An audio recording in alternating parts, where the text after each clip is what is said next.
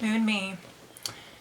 So I'm going to be speaking of the full moon in Gemini, and we're already feeling the energy, and as we approach a full moon, we can feel the energy start to increase, and it's almost as if we feel the pressure within our body, because our body does consist of fluid. We can feel it almost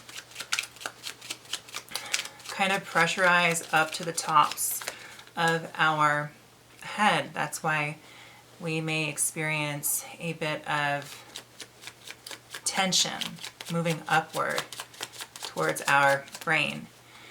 So with the full moon, the waxing phase increasing in light, and also it's increasing our intention to want to ultimately release something out into the universe. And that's why we feel so almost this intensity, this pressurized intensity to activate some sort of trigger response within ourselves in order to release something of value regarding whatever phase the moon is in and whatever is influencing the moon, and whatever our own life path consists of. So our own intentions, if you will. And when the moon is waning, when it's decreasing in light and energy, and it's building up to a new moon, that's a new intention, and that's almost energizing in a sense, because it's kind of allowing us a new slate to manifest and kind of work off of regarding our own sorcery and our own energetic tendencies that's connected with the universal cosmic energy above, that we bounce off the moon and connect with the other planets that go outside of our atmosphere. So I want to start off by talking about the T-squares that are connected with this full moon in Gemini. And the full moon is the sun opposing the moon, making it full, making it increase in pressure, increase in intention, increase the desirability to want to release all of what has been built up to this point. So Sagittarius and Gemini is quite the polarity. Gemini, it's all about the details, and it's all about using our different tools to manifest and being able to not only communicate but multitask in such ways where it allows us to kind of get things started in different different areas of our life, and not be so caught up in the bigger picture and the more philosophical side like Sagittarius. And Sagittarius, we can get caught up in the whole wanting to expand our spiritual beliefs, our thoughts, our ideas, our manifestations, our dreams, our hopes, our values, our knowledge. We want to stretch it, we want to expand it, and we have all of this inner dialogue that we put out into the world as this huge picture. But Gemini is the one that allows for the details to be shown, so it's almost the roadmap to decipher and navigate through the whole huge vision that Sagittarius brings forth to the table. So with the T-square, the first one I want to talk about is the moon, the sun, and Neptune T-squaring.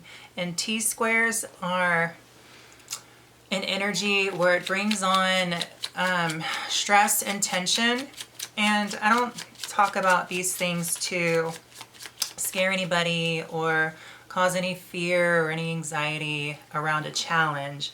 I mean, that's just life. We have to have the light and the dark. It's the duality, it's the polarity, the divine feminine, the divine masculine. Like I said, everything in the astrology is needed. If there was one thing missing, it wouldn't be right, no matter how dark, no matter how light.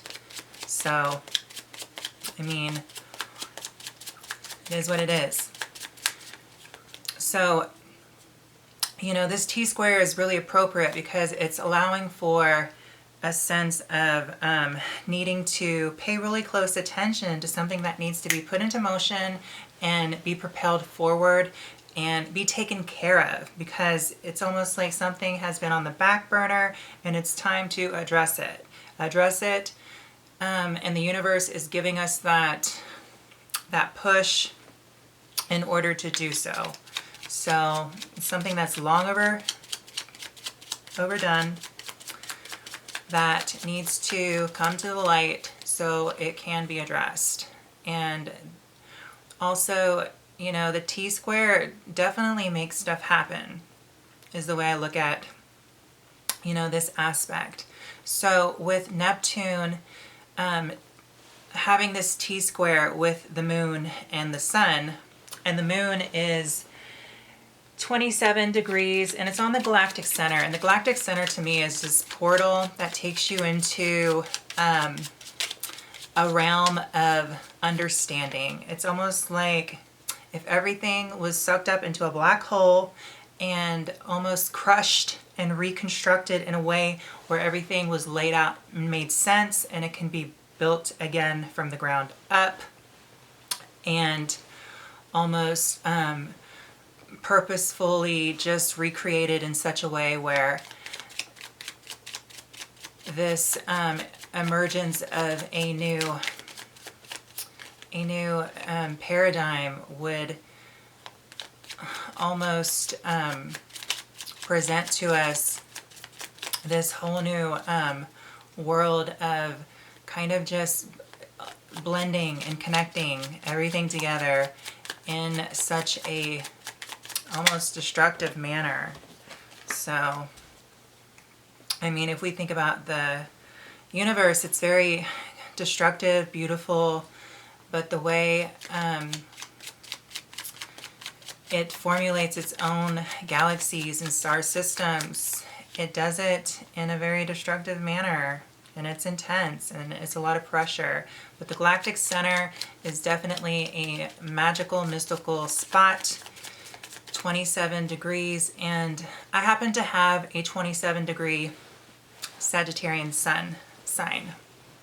So it is right on the galactic center, and it's almost this sense of feeling very much outer worldly. So it's this definitely, I feel like the galactic center is a dark energy, but there's this light within the dark that is being formulated into something very special that I just can't put into words. That's how I feel about the galactic center when I think about it.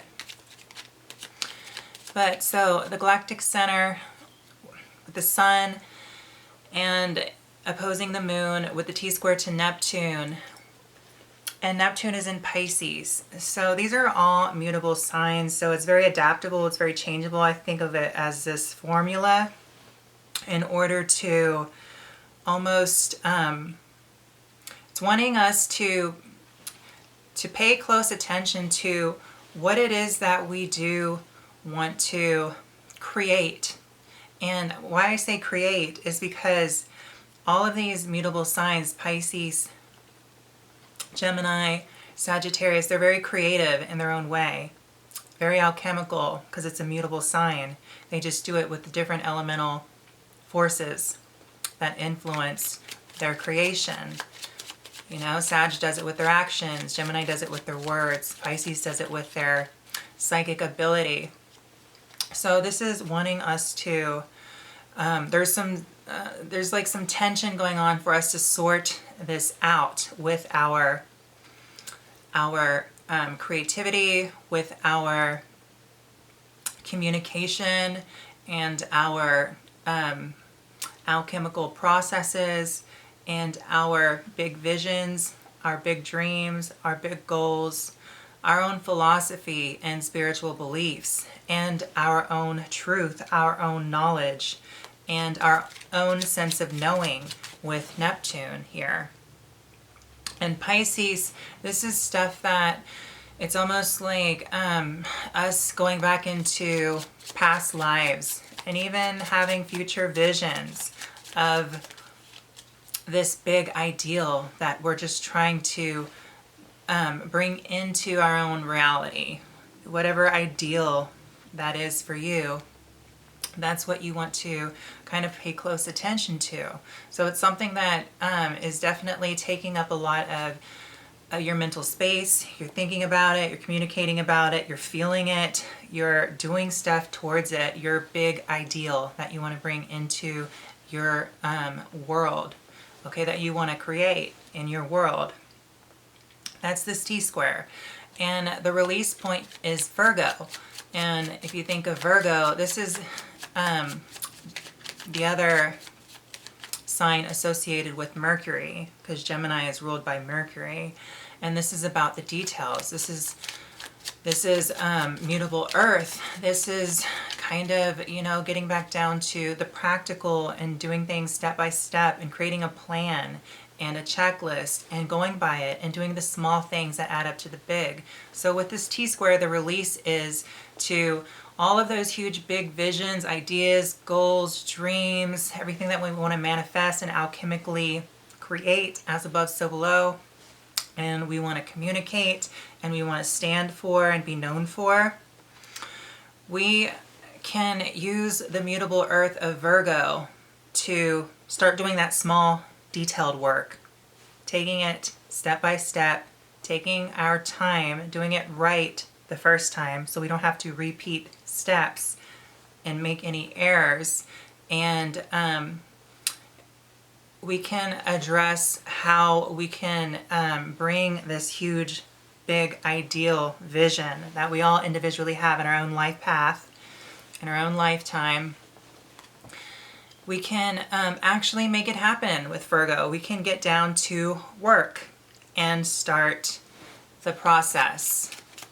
The tantalizing, the monotonous, the detail-oriented, the very orderly, structured, and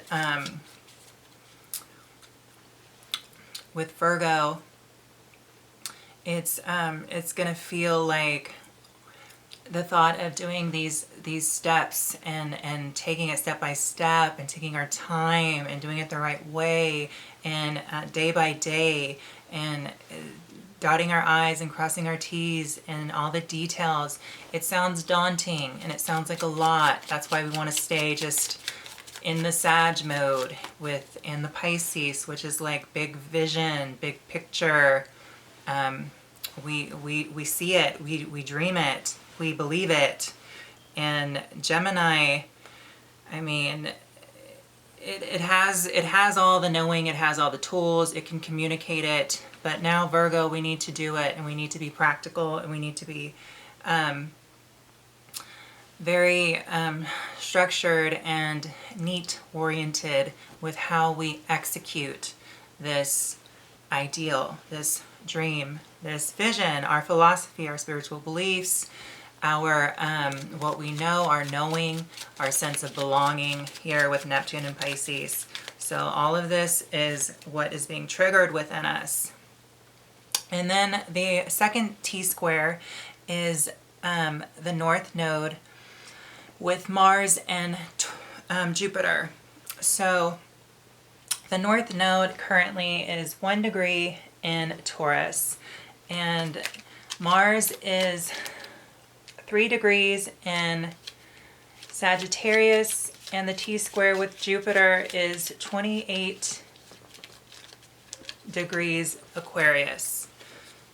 So these are two fixed energies, Taurus, Aquarius, and then a mutable fire with Mars being that forerunner in the sign of Sagittarius with the mutable fire. So, you know, this is causing some seriousness with our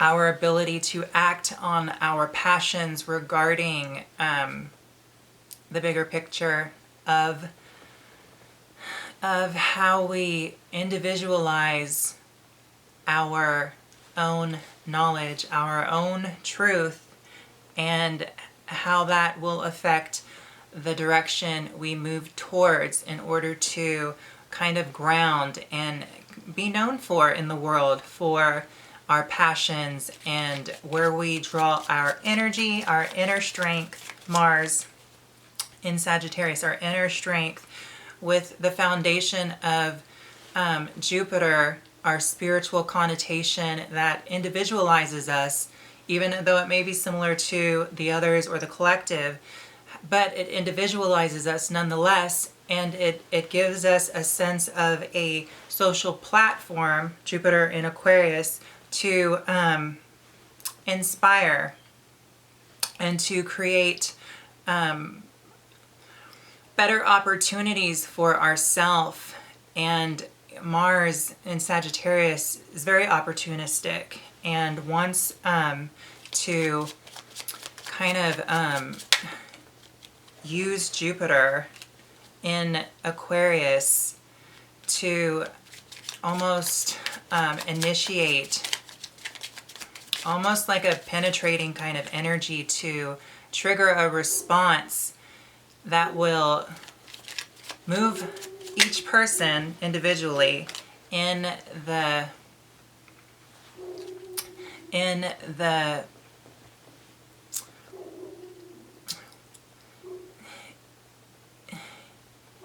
direction where their highest self is leading them to.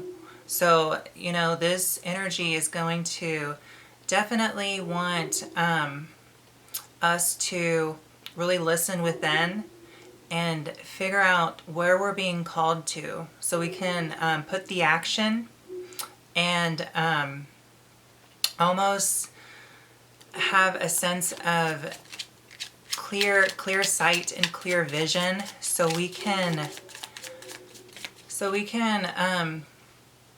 be inspired and have this motivation to move towards our own unique individual path that is going to kind of get back to our own root values and our own self-worth. And that's kind of like with this T-square what it's really all about. But the release point of this T-square is in I would say kind of Leo Virgo, like right on that cusp. So it's almost wanting us to kind of put